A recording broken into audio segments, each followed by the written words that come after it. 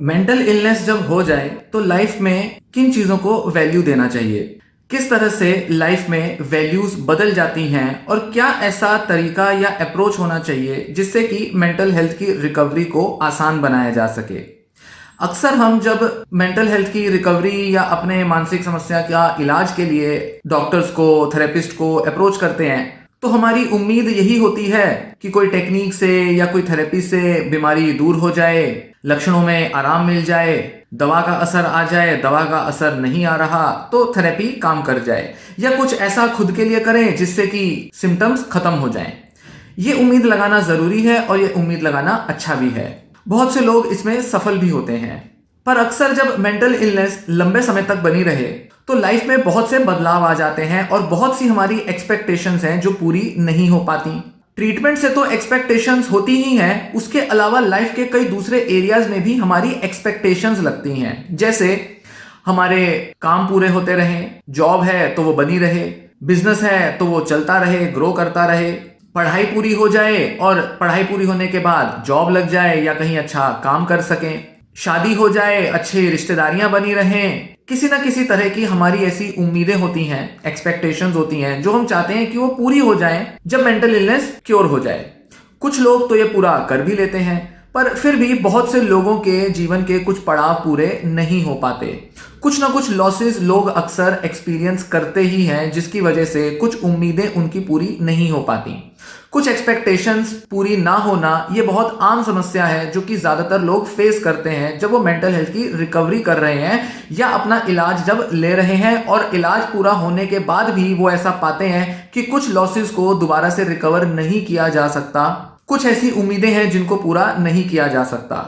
ऐसे में हताशा भी हाथ लगती है, डिप्रेस्ड मूड भी बढ़ जाता है और अपना एक अलग टाइप का डिस्ट्रेस आ जाता है जो बीमारी के ऊपर और ज्यादा एड ऑन हो जाता है। मतलब उसकी वजह से और ज्यादा जीवन में दुख आता है। तो ऐसे में जब लंबे समय तक कोई व्यक्ति जब इन बीमारियों से जूझता रहता है, सिम्टम्स के उतार चढ़ाव एक्सपीरियंस करता रहता है, तो अक्सर ऐसा देखने में आता है कि जीवन में कुछ उम्मीदें पूरी ना होने के कारण, जीवन में कुछ लक्ष्य, कुछ गोल्स पूरे ना होने के कारण एक व्यक्ति हताशा महसूस करता है और उसके लाइफ की स्पीड भी स्लो हो जाती है। वो बहुत ज्यादा एक्टिव भी नहीं रह पाता और एक अच्छी क्वालिटी ऑफ लाइफ अटेन नहीं कर पाता। तो ऐसे में वैज्ञानिकों ने देखा, जब बहुत सारे डॉक्टरों ने, थेरेपिस्ट ने जब लोगों पर थेरेपी की, लंबे समय तक जब उनका इलाज किया, तो कई दशकों के अनुभव के बाद उन्होंने देखा कि एक्सपेक्टेशंस को पूरा करने के परे एक और ऐसा तरीका है जिससे कि लाइफ को बेहतर बनाया जा सकता है, और वो होती है हमारी वैल्यू ओरिएंटेड लाइफ कैसे हम अचीव करें, इस पर वर्क करना। लाइफ में हमारी वैल्यूज पर फोकस करना। वैल्यूज और एक्सपेक्टेशंस में एक बड़ा फर्क होता है। एक्सपेक्टेशंस कुछ ऐसी हैं जो कि अगर पूरी ना हो पाए तो हम डीमोटिवेटेड हो जाते हैं, हताश हो जाते हैं और हमारे मन का दुख बढ़ता है।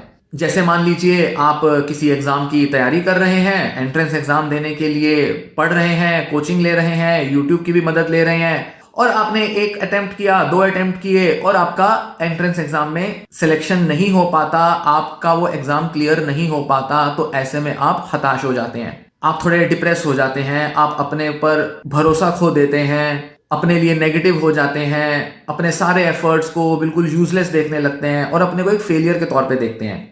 ये एग्जाम में आपका क्लियर ना होना और आपका जिस भी चीज के लिए, आप जॉब के लिए या जो भी आप एग्जाम दे रहे थे उसमें सिलेक्शन ना होना, ये हताशा लाता है, ये आपकी एक्सपेक्टेशंस, उम्मीदों को तोड़ता है। मनोचिकित्सक ऐसा देखते हैं कि इस तरह की अप्रोच में अगर हम लगे रहेंगे तो हम पूरी तरह से खुश और संतुष्ट नहीं हो सकते।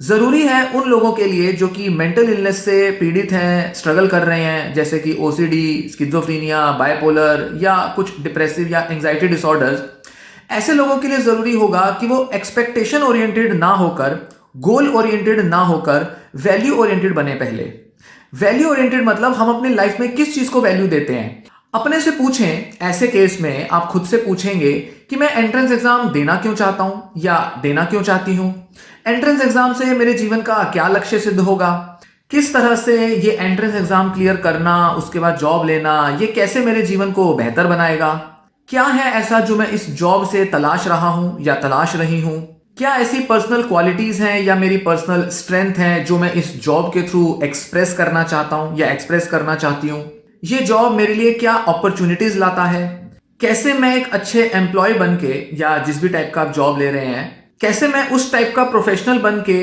अपने जीवन को ज्यादा फुलफिल्ड बना सकता हूं, किस तरह से मेरा प्रोफेशन मेरे लिए मीनिंगफुल है, क्या मीनिंग तलाशने की कोशिश मैं कर रहा हूं या कर रही हूं जिससे कि मुझे संतुष्टि मिलेगी। आप ऐसा पाएंगे कि जब आप अपना फोकस अपनी वैल्यूज पर ले जाते हैं तो आप पाएंगे कि आपके लिए ये एक एग्जाम को क्लियर करना या इस एग्जाम के ऊपर ही केवल निर्भर रहना ये जरूरी नहीं था, क्योंकि तब आप पाते हो कि आपके पास और भी ऑप्शंस अवेलेबल हैं। तब आप अपने मन को खुला रखते हो, फ्लेक्सिबल रहते हो और नई नई अपॉर्चुनिटीज को एक्सप्लोर कर पाते हो जब आप केवल अपनी वैल्यूज पर फोकस कर रहे हो। तो आप बहुत नैरो माइंडेड ना होकर बहुत ओपन माइंडेड होने लगते हो। जब हम एग्जाम ओरिएंटेड होते हैं तो अक्सर हम सोसाइटी ओरिएंटेड हो जाते हैं, मतलब कंपैरिजन ओरिएंटेड होते हैं।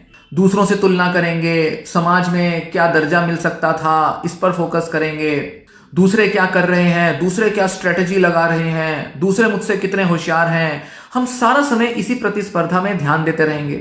पर अगर हम वैल्यू ओरिएंटेड हैं तो हम केवल इतना ही ध्यान देंगे कि मेरे जीवन की वैल्यू या मेरे जीवन की क्वालिटी को कैसे इंप्रूव किया जा सकता है किसी एग्जाम या किसी जॉब से, मुझे सिर्फ उसी पर ध्यान देना है। तो जब हम वैल्यू ओरिएंटेड होते हैं तो हम जीवन में बेहतरी की तलाश करते हैं, ना कि केवल किसी प्रतिस्पर्धा में जीतने की तरफ फोकस करते हैं। 10 ऐसे अलग अलग लाइफ के एरियाज हैं जिनमें अपनी वैल्यूज को फिर से तलाश कर, फिर से बनाकर हम नए सिरे से विचार करके अपने जीवन को फुलफिल्ड और सेटिस्फाइड बना सकते हैं।